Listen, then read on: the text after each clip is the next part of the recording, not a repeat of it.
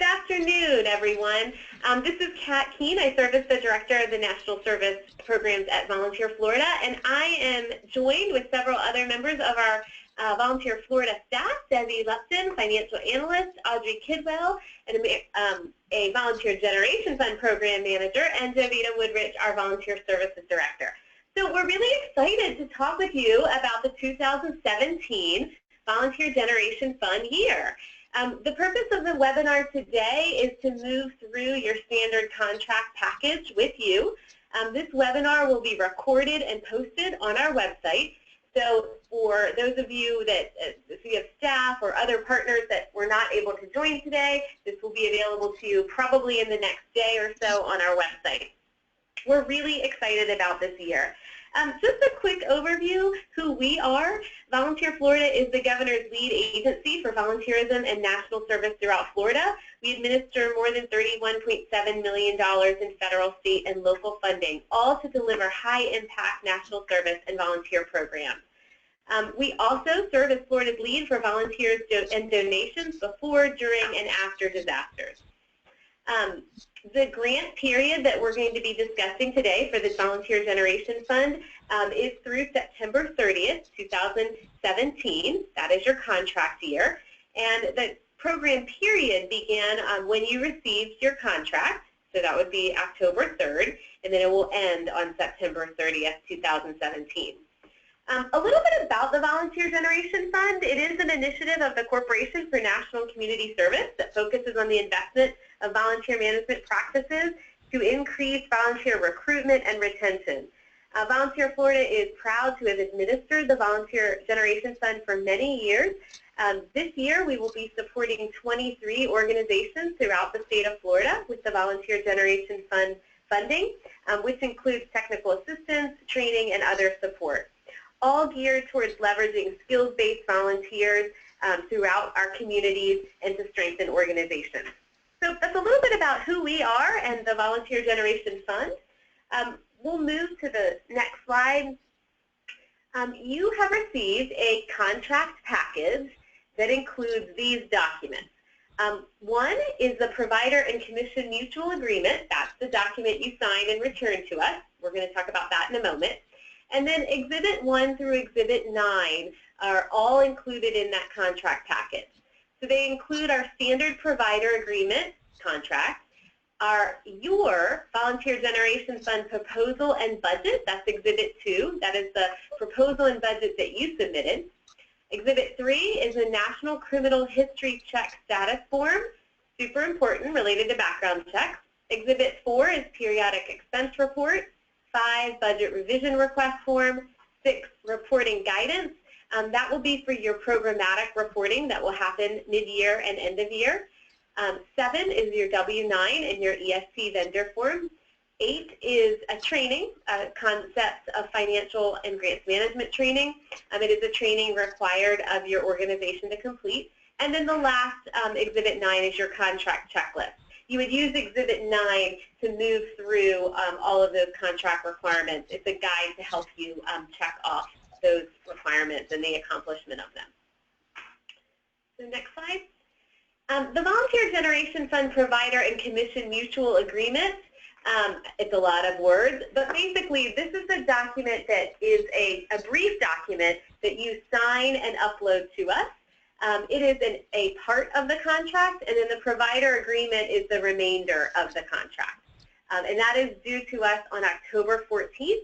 You would sign it and upload it into the microed system. This is what the provider agreement looks like, in case you're following along in your contract package. And really, this is our standard contract for Volunteer Generation Fund grantees. So please do read this contract and make sure that you're aware of the various elements of the contract. And if you are the staff of this, make sure your finance, your executive director are also familiar with this contract. It includes a compliance section, and we refer to the National and Community Service Act of 1990 and the Trust Act of 1993 and some other federal and state statutes that guide this work. It is also inclusive of training, of budget, of property, of reporting, and on our process for financial reimbursement that we'll talk about in just a moment. So all of that is documented in this provider agreement, and so please do take a look at that. Please also be aware of the records retention elements. It's a period of 5 years, and insurance, sponsorship, related to promoting volunteer generation fund. There is language in there related to including Volunteer Florida when you're promoting this with your partners. And then finally, technical assistance, conflict of interest, and site visits. So please do be aware of the elements of this contract. It's pretty standard, and share with those that may need to read it at your organization. This is what that page looks like that you will sign. So we need the entire provider and commission mutual agreement back. It's a very brief document, but you would sign on this signature page. You would upload into the MicroEdge portal. We will execute the contract at Volunteer Florida and then return that fully executed contract to you via the MicroEdge portal as well. On the provider and commission mutual agreement, primarily what you'll see is the term of the contract, and you'll see the total amount, your CNCS share, that's the federal funds, the grantee share, that's your match, and a few other elements related to the contract. So primarily this document is related to the fiscal pieces of funds that would be provided. So I'm going to pause there and turn it over to Audrey, who will move through some of our next slides. All right, so your next Exhibit 2 is your Volunteer Generation Fund application and budget that you have submitted. Again, please make sure that you have read this, especially if you were maybe not the one who wrote it completely, to understand what your skills-based volunteers will be doing. And so as this acts as the foundation for your program year. You need to be familiar with all of the contents, including this clarification section, the final budget, and the performance measures. And again, those performance measures are 300 volunteers that have been recruited by your organization, serving 2,000 hours, and then the program person on the grant will be required to do a pre and post test.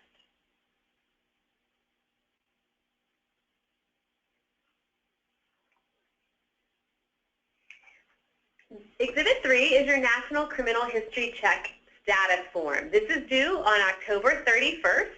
This is super important because the staff associated with this grant need to complete a required 3-part background check.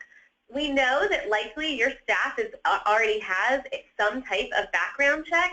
However, this grant requires that every grantee that has staff associated with the grant complete this additional 3-part background check.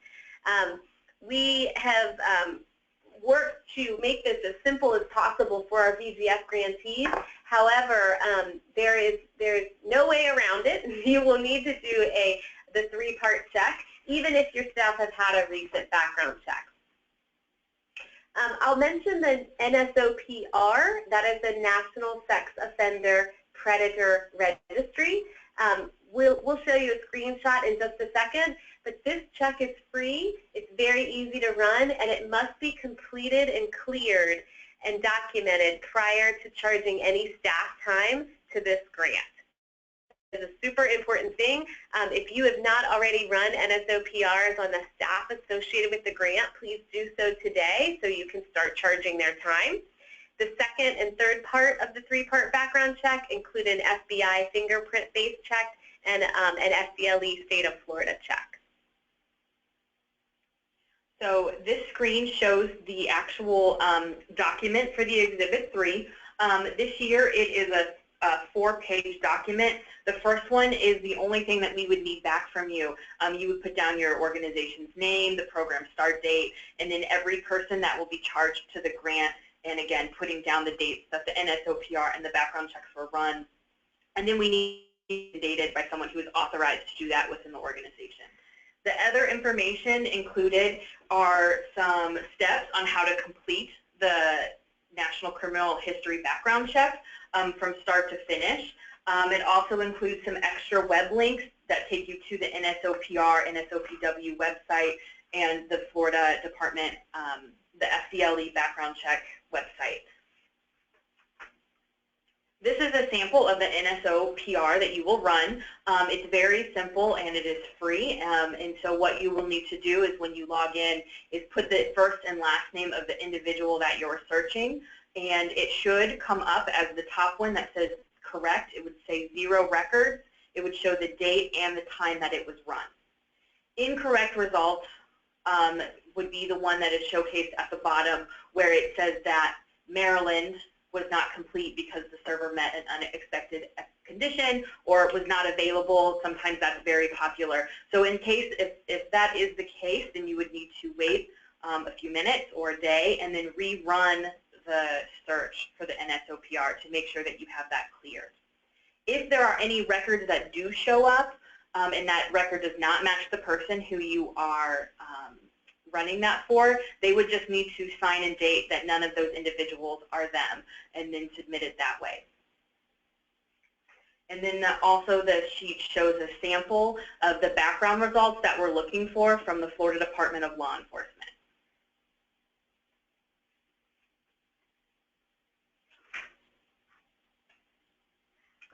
Good afternoon. So we're going to talk about Exhibit 4, which is what we refer to as the PER. These are submitted monthly. And basically, this is the report that you're going to submit to claim reimbursement of expenses that you've incurred for this grant, and also to record match. So very briefly, on this form, you're going to list your agency name, the program name, the invoice date. We do prefer that you invoice based on monthly invoices, not from the 15th of the month to the end of the month, but for a full month. Keeping in mind that this is cost reimbursement, so you're going to have to provide all the receipts for any expenses that have been incurred. So the first section is going to be your personnel expenses, and that is where you will record any staff time that has been allocated to this grant. So with that, you will include a copy of the payroll register and also employee timesheets, keeping in mind that if the position serves in a capacity that covers several grants or several positions within your organization, you must show all time and show what is allocated to the VGF grant so that we can determine what percentage of time and salary is allocated to the grant. Just very quickly, backing up a little bit, the CNCS column on this form is where you're going to record what you're requesting reimbursement of. The grantee column is where you're going to record your match share. So the first section, again, is personnel expenses. The second section is personnel fringe benefits. That's where you would record things such as FICA, health, workers' comp, retirement, unemployment, things of that nature. Again, you're going to have to provide documentation showing that you have paid for these benefits and an invoice showing that you have been billed and what coverage period you're paying for. Section 3 is transportation. This is where you can claim mileage, keeping in mind that Volunteer Florida adheres to the state of Florida travel reimbursement policies. So mileage for the CNCS share is reimbursable at 44.5 cents per mile. If your organizational policy allows you to pay a higher rate for travel reimbursement, you can claim the difference as part of your match, but you cannot bill that full amount to the CNCS share. If you have other travel expenses such as bus passes or things of that nature, you will need to keep a log of those bus passes, who they've been issued to, and what the purpose was in relationship to this grant. So you're going to have to provide all of that when you submit your reimbursement. The next section is technology and equipment. If you have any budget dollars in here, this is normally going to be related to laptops, projectors, something of that nature. We would expect to see those expenses early in the grant because the purpose of these dollars are so that you can utilize this to track your volunteers, to help you in recruiting volunteers. So we want to see those expenses early on, not the last 2 months of the grant. So if you have questions on those, please reach out to us and let us help you with that. But that is an expense that we want to see early on in this program. And again, you're going to have to provide the vendor billing statement and proof of payment for those. And then the way that the invoice is set up, the PER is set up, is it should automatically total for you at the bottom. And then you need to make sure that you sign it in the approved by section. And then you need to date it, showing the date that you've actually submitted it to Volunteer Florida.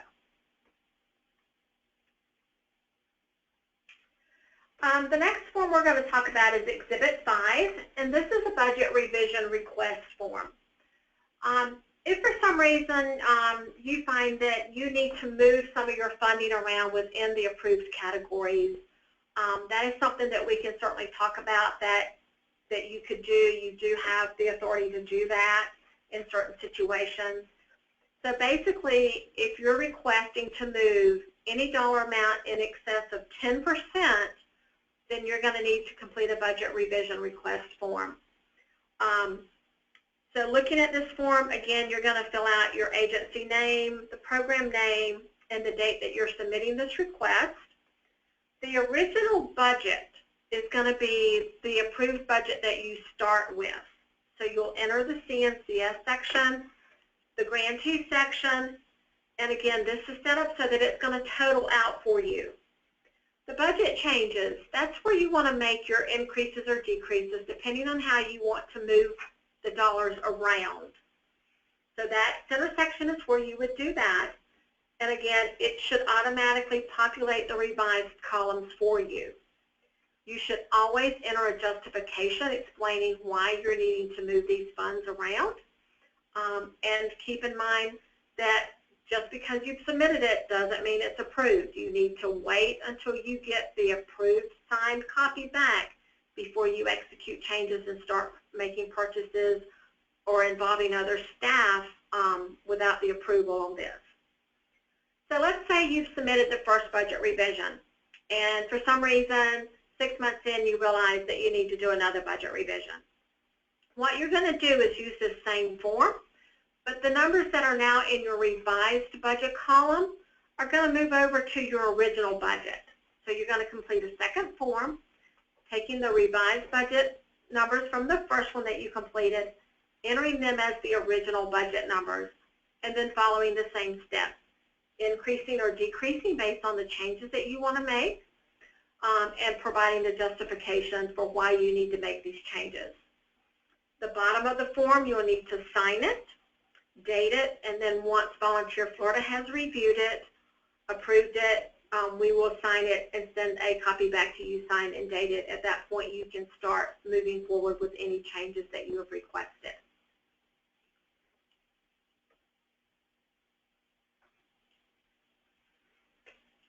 Okay, we will move on to the next exhibit, the reporting guidance.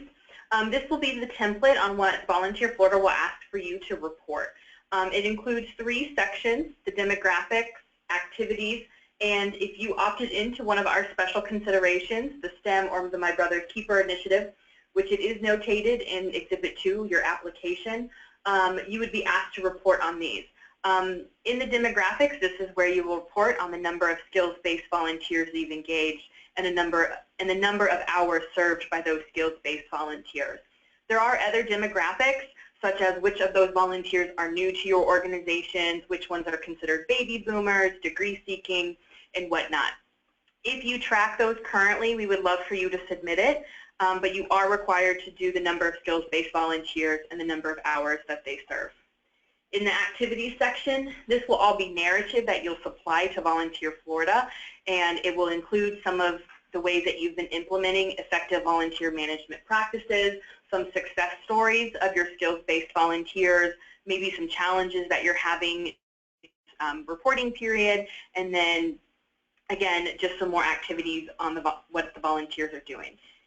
If you opted into the STEM and the My Brother's Keeper, you will again be reporting how many of those skills-based volunteers helped you with your STEM activities or helped you within one of the 6 areas of the My Brother's Keeper initiative. The 6 areas are listed in this exhibit for you to know, and the reporting tool will pretty much mirror this exact report. And again, you'll be describing some more in detail activities of the STEM in the My Brother's Keeper initiative. You will be required to report twice a year. The mid-year is due April 15th, which would cover all of your numbers from October to March. And then the end of the year will be April to the end of September. And again, those reminders will go out closer to time, and you will be reporting this through MicroEdge. The next exhibit is the W-9 and the vendor EFT form. You need to fill that out for your organization, and please upload to MicroEdge by October 31. This is how you will get paid, so please make sure that you turn that in. And Exhibit 8, the CNCS, that stands for the Corporation for National and Community Service, Key Concepts of Financial and Grants Management Training. The training is found on this link. One individual at your organization should complete this training. You will sign to certify the completion of this training and then upload to MicroEdge by October 31st. This grants training is a really in-depth look at the important elements of keeping records for this grant and the federal statutes associated with it and compliance. So we do require every grantee to complete this training, which will increase your understanding related to the financial requirements of these federal funds. This is what it looks like when you click on that link. You'll be brought to this website, and you can see with the green arrow where you will access this course. So that will take you about an hour or so to complete, and then you will submit that certification online. This is what the certification looks like. You'll simply certify that you've taken it, sign it, date it, and send it back to us. Okay, and then Exhibit 9 is the contract checklist. This is a form that just goes through everything that we just talked about, including all the due dates and how you will upload them to MicroEdge. So you will just fill it out, and you will initial next to each line item that you have submitted those already and that they are in and complete. And then you will certify that and then sign and date it and send it in. So again, the mutual agreement is due October 14th, but all of the other exhibits, including Exhibit 9, are due by October 31st.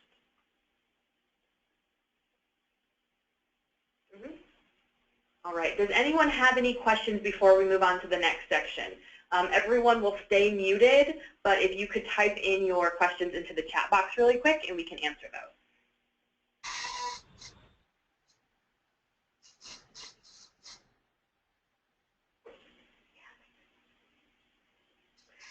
We see a question in the chat box related to the CNCS training for financial management. Yes, you do need to complete it each year that the funds are provided. And we are checking the chat now to see if there are any additional questions.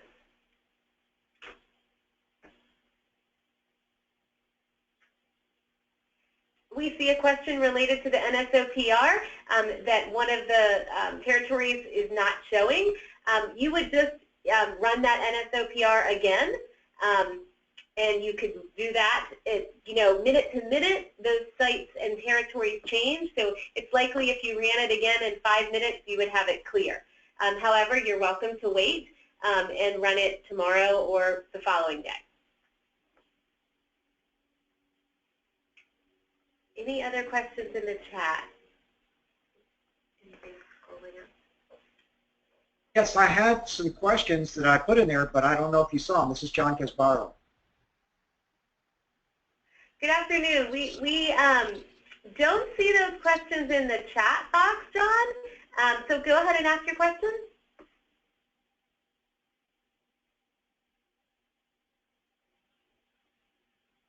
Okay. We do see one other question in here related to staff. How do you background check that person by the deadline? Great question. You would do the NSOPW. You would complete that exhibit, And you would note that the other two, the FDLE and the federal FBI check, were initiated. So you may not be able to complete all three checks by the deadline, but you would submit that form to let us know where you were at, and then those would be resolved later in the contract year.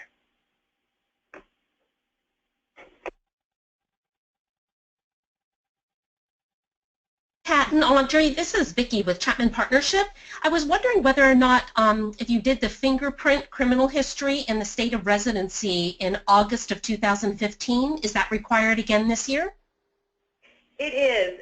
We recently clarified that with the Corporation for National and Community Service.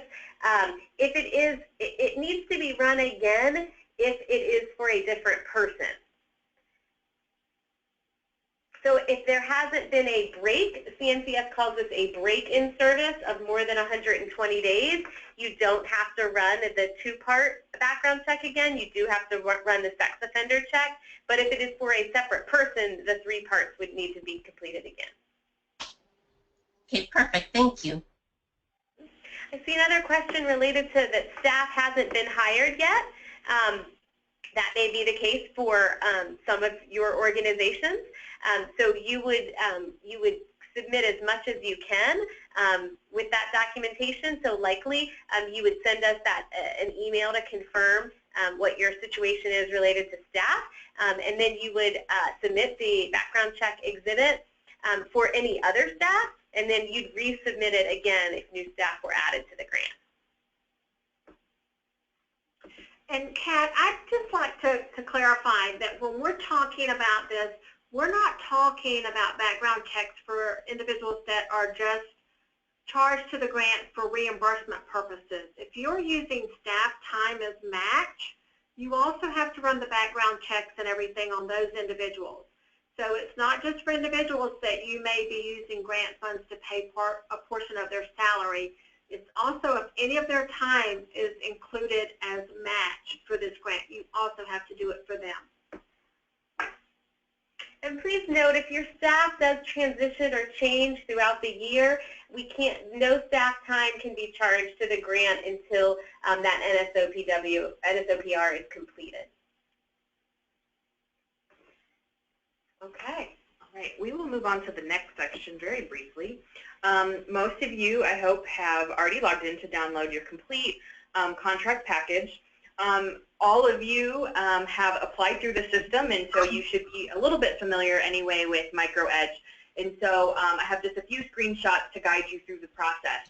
When you log in, the grant link that was sent out in clarification and that you used to apply is the same link that you will be using throughout the entire year. So a best practice is to go ahead and just bookmark that on your web browser, so that way it'll just be there and you can log in at any time. When you log in, it will always default to the application side.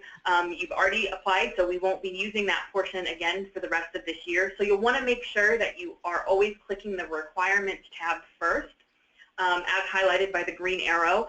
Once you click that, then it will pop up and it will show you all of your new stuff. So the screen that you can see is everything that is new. It shows your VGF contract, your Exhibit 3, your W-9 and EFT, CNCS trainings, your audit statements, and the contract checklist. Each one of these individual portals is what you will upload the following exhibits for. And so it will also reflect the due date on there for you, and then there is an ID number. Those ID numbers are system generated, but it helps us to track these requirements in case there is issues of submission or whatnot. But we don't necessarily refer to them. But those are really the 3 things that you should be looking for, is the form name, the due date, and the ID. The next one is the different types of places that your requirements could be. Like I said, when we send something to you, it will always show up in new. But if you click that link and you open it and then you save and come back to it later, it won't show up in new anymore. It will show up in progress. So the new ones are the new. In progress is anything that you have opened and saved to finish later. And then your submitted requirements is where all of your stuff says that once you've submitted. You'll be able to open it again once you've submitted it. And even if you've uploaded an attachment, you have so many days to go back into those submitted requirements to download those attachments. So in case you're like, oh, I forgot to save my site for my records, you can go back into MicroEdge and record those at any time. And then I wanted to give just a brief screenshot of what the contract package looks like. So you would open it up, and at the top, it says the Volunteer Florida contract link, and there will be a link. It will be different for every single individual grantee. So you would just copy and paste that link, put it into your web browser, and all of your contract documents will then download to your computer. At any time you have any concerns with that, please let me know. But that is unique to each one. It's not the volunteerflorida.org. And then I kind of just wanted to give some upcoming reminders since it now is the start of the grant year. All grantees are required to participate in a training. And so please mark your calendars for November 14th to the 16th. It will be in Orlando, Florida. Each organization is required to send one program and one finance representative. And then Volunteer Florida will also be reimbursing the organization for allowable travel and per diem costs associated with each attendee to the training. Registration information, the hotel, and all of that stuff will be coming out early next week, so please check your inbox for that. If you are the one maybe not coming to the training, you can definitely forward that on to the person who will be coming, because they'll need to fill out their information for room and dietary restrictions. Well, this is Kat. I just want to share with you, we are really excited about the Volunteer Generation Fund training. We are excited to offer you this technical assistance, and we found that over the years, the grantees that attend, it served as a really valuable launch for them for their year, learning from other organizations and sharing best practices related to volunteer management, as well as learning from the speakers and trainers that we bring in. So we're really excited to offer you this valuable training in just a few weeks. And then in addition to that, the first invoice that you guys will be submitting, we please ask that you submit that early by November 10th. We like to bring those with us as a training tool. I think it really helps with the finance piece for you guys to have something to look at, but something to look at that is reflective of your organization. So it is just due just a few days before, and I, again, will send out a reminder for that.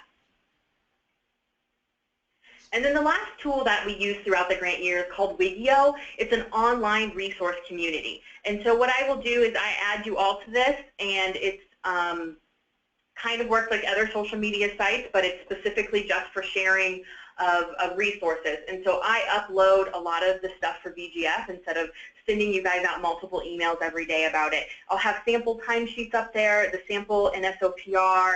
I like to put some fun volunteer management articles, resources that you guys can use, and then you can engage with your other fellow grantees throughout the year using this platform. Again, you'll be getting an email from me saying you've been added to this, and then VGF will send you something on how to create a username and password. And then we'll also be discussing this at the upcoming training.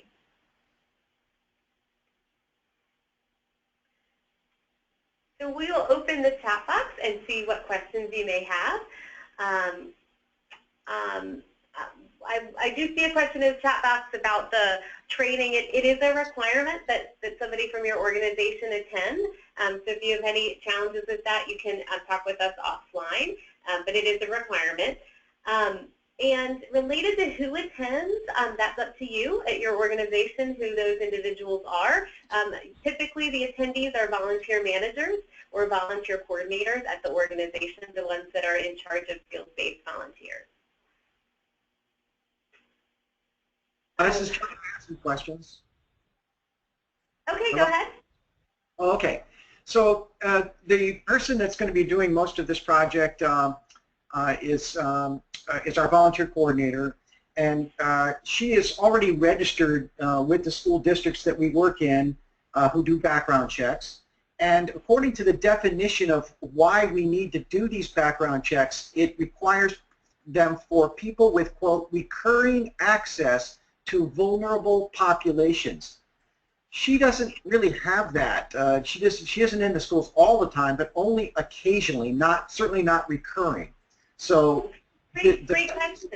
Yeah, So, thank you for that. We do appreciate that question, and actually we've inquired with CNCS on multiple occasions, and the requirement for VGF is that for the most part it is considered recurring access. We're happy to talk with you offline about that with your specific situation, and are happy to dig deeper as well. There are some times when a position does not have recurring access, like an executive director's salary or things like that. So we're happy to talk with you more offline to strategize with you. Okay, that's fine.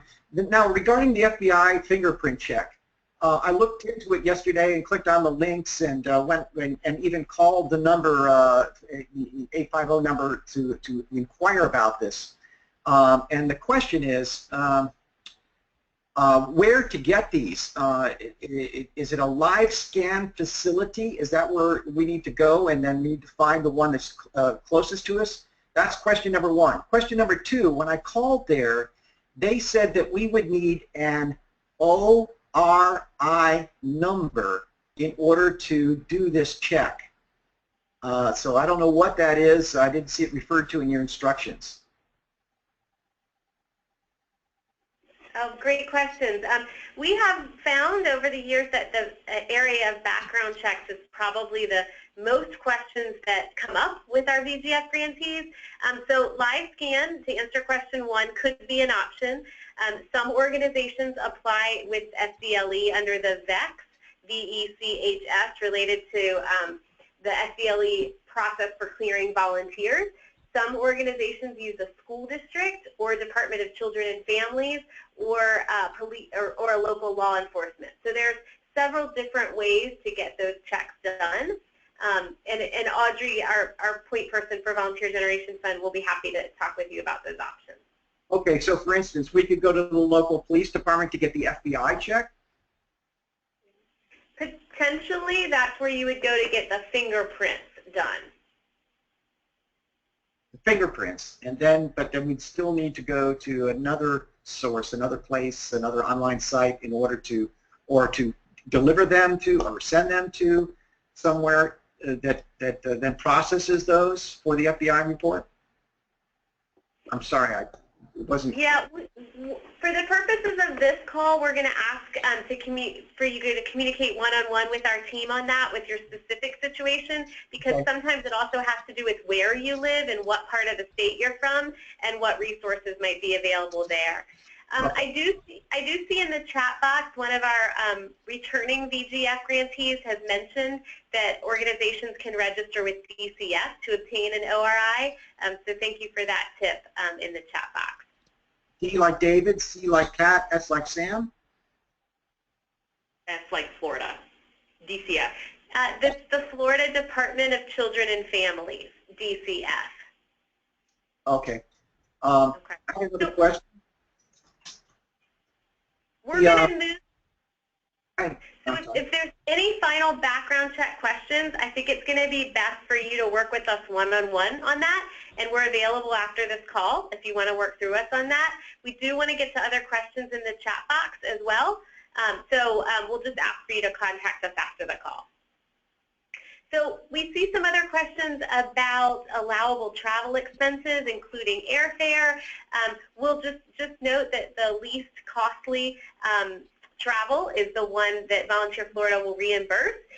So if airfare is more affordable than driving, then you would just need to record that that was the least costly method for travel. Debbie, I see a periodic response. Oh, okay, the PER question. I think we answered that already. Debbie, do you want to have a try at that one?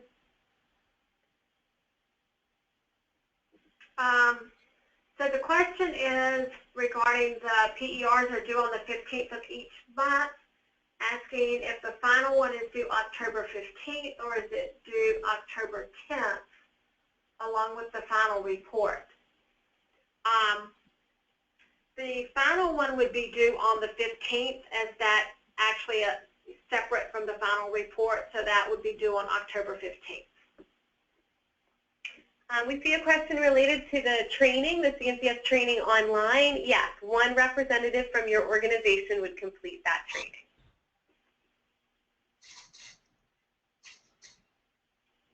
Okay. Well, we don't see any other questions in the chat box. We're really excited to start the year with you. We know this is a lot of information on this webinar, which is why it'll be recorded and posted for you. And we're happy to work with you on all of your individual questions.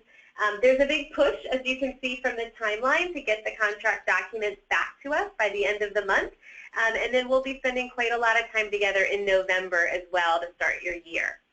Audrey, Debbie, anything to add? No, I just look forward to working with you guys, and at any time you need me, my email and direct phone number are on the screen. Thanks, everyone. Have a great afternoon. Stay safe.